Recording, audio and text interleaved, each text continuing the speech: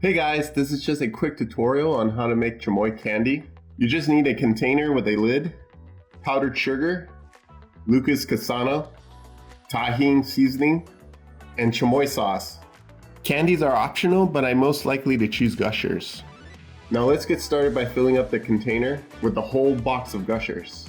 And yes, we're going to use the whole box.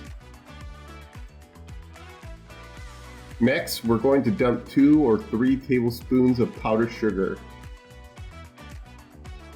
Now let's mix them together by closing the container with the lid and shake them up really good. Your Gushers should now look like this. Now grab the chamoy sauce and use as much as you want. My guide you see in the background didn't give me a specific measurement, so I made sure I didn't use too much. I wasn't aware this second bottle was another flavor of chamoy sauce, but I was told to put all of it in after the first bottle. Now for the last ingredient, let's kick up the flavor with tahini seasoning. Make sure to add a good amount. Now let's give everything a final toss by sealing the container with the top lid, then shake it up and mix it together.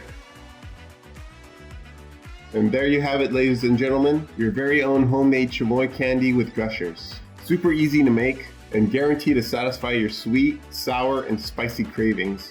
If you enjoyed this recipe, don't forget to hit that like button and leave me a comment letting me know if you enjoyed this homemade Mexican candy.